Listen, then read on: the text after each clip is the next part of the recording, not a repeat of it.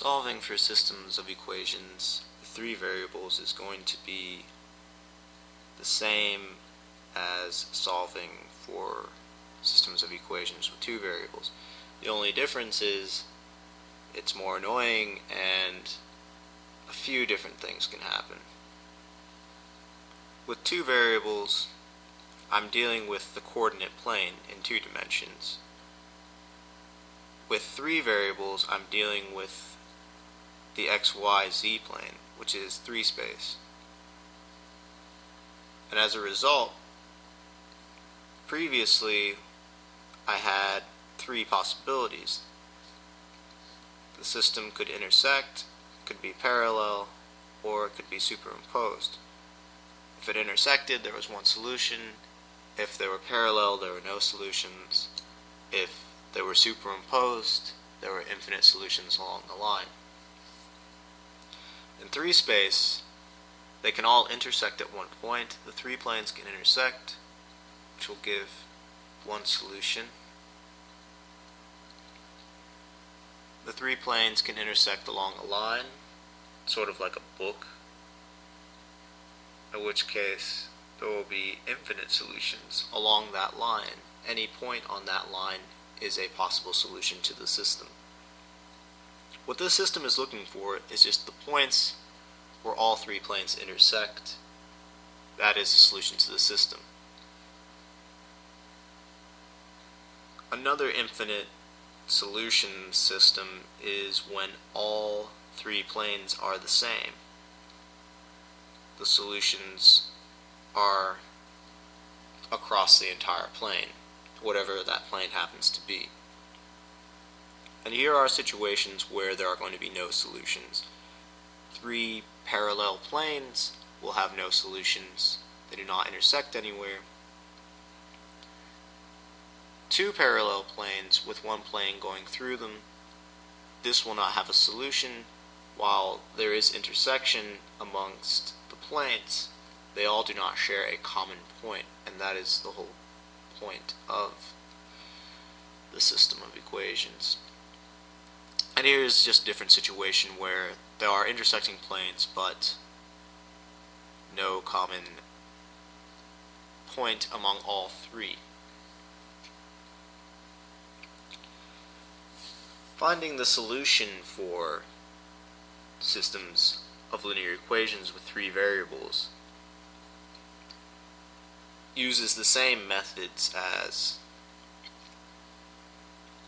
solving for 2 variables. Substitution can be used, elimination can be used.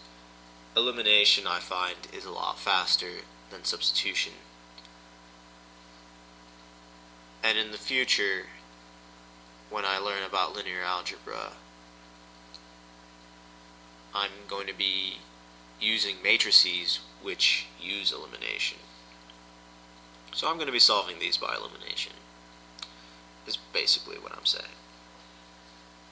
So here I have a system of linear equations, and I'm going to use elimination. And what I'm going to do is eliminate one of the variables. So I have 2 variables remaining. Then I'm going to eliminate one of those variables, and then I have a single variable remaining. I solve for that variable. I insert that solution into the equation with 2 variables. I get the solution for 2 variables now. And then after that, I can use the 2 variables and solve for the third in one of the original equations. I'm going to use the second equation and eliminate the x from the first equation. Well, I'm eliminating it from both, but whatever. I'm going to use elimination right now. Take the first equation and add it to minus 2 times the second equation.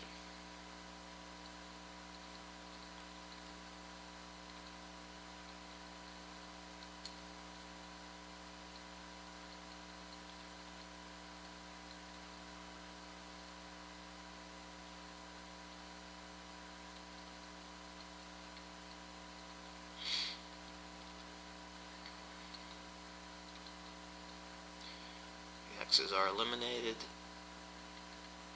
minus 3y minus 3z. Now fortunately, I have an equation that only has two variables, but had it an x, I would use the second equation again to eliminate that x, which would leave me with two equations with two variables. But I don't have to do that in this case. I'm going to call this equation 4, and now I'm going to take equation 3 and add it to equation 4.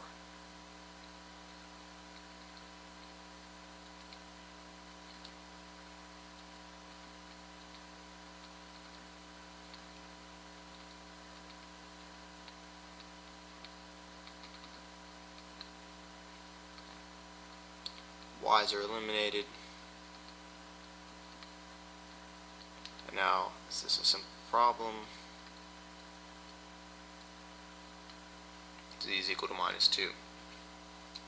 Now I take this z is equal to minus 2 and I insert that into one of these two equations, either equation 3 or equation 4. I'll just use equation 3. Let's do that here. And I'm going to solve for y. Z is minus 2.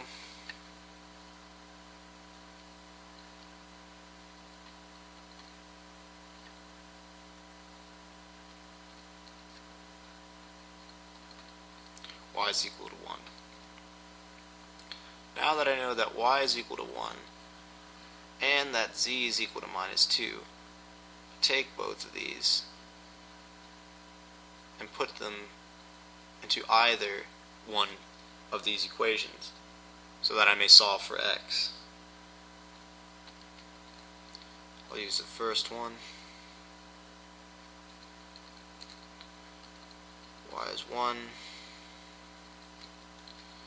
Z is minus 2. It's equal to 9.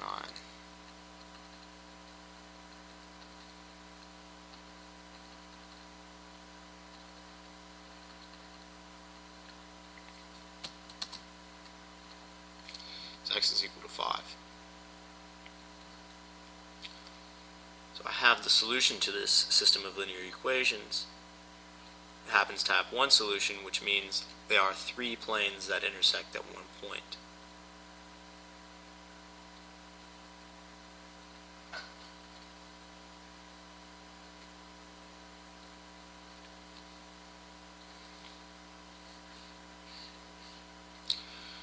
Now I'm going to do one that does not intersect at one point.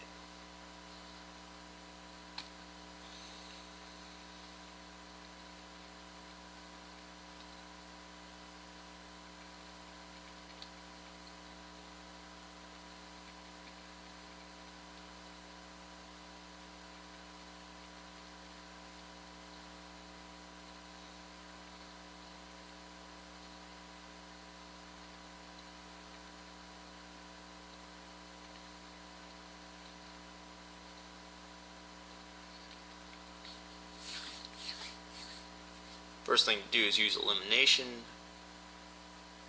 I'm going to use this first equation since everything has a coefficient of 1. It will be easier for me to manipulate this equation to look like one of these. So I'll eliminate the x's. I'll multiply the first equation by minus 3 and then add it to equation 2.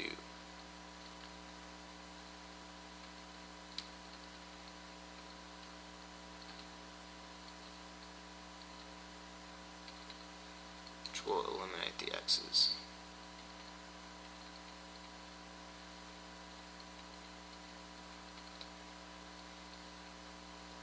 Oh, I forgot to multiply this.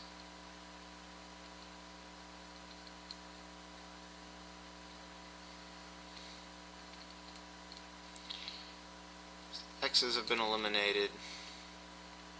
5y minus 15z is equal to minus 10. Now, unlike the previous example, this has three equations with three variables. So I must eliminate the x from this as well. So I will take minus 4 equation 1 and add it to equation 3.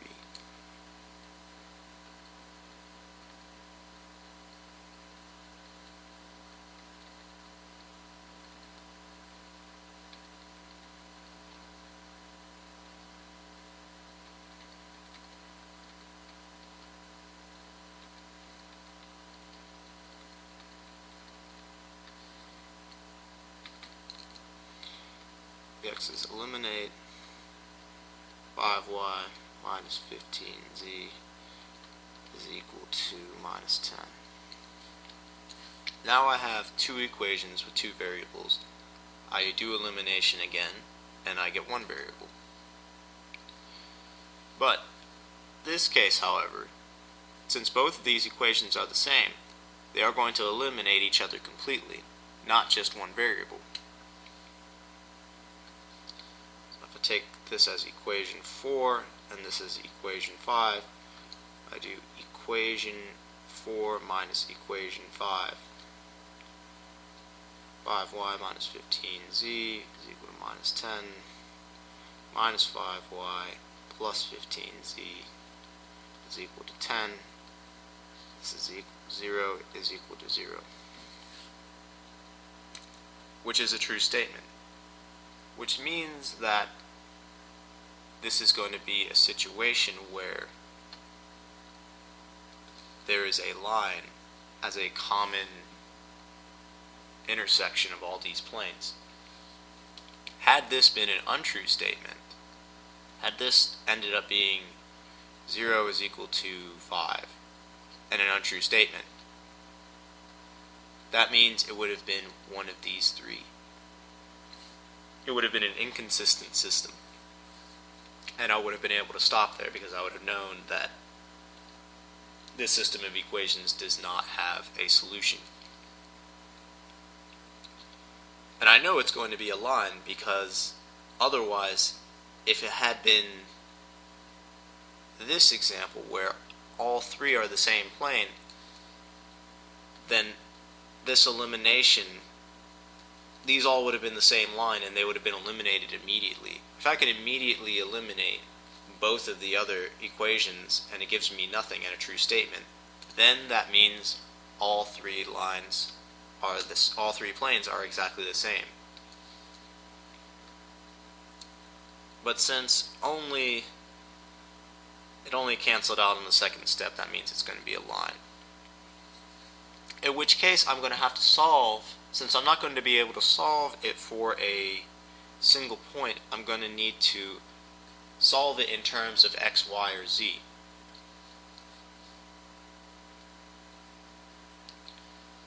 So I have to go back to one of these original equations, or one of these second equations, and solve for y or z. I'll just solve for y. I'll move it up here so I have more space.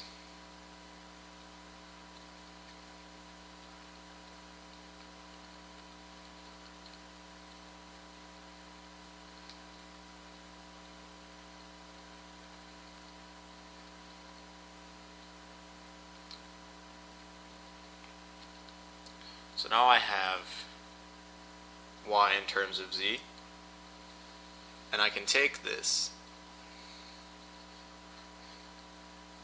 and insert it into one of these original equations and express everything in terms of z. I'll put it into the first equation. X minus y, which is 3z minus 2, plus z is equal to 7.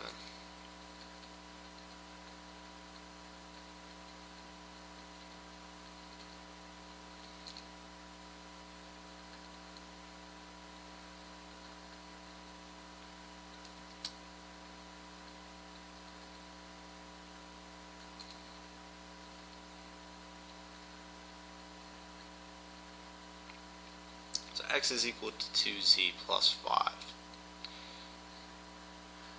Now I can write my solution. and I'm expressing this line in the terms of z. I could have expressed it in terms of y or x, but it just so happened this time it was z. But it does not matter which it is. So for x, 2z plus 5, y is 3z minus 2, and z is just z.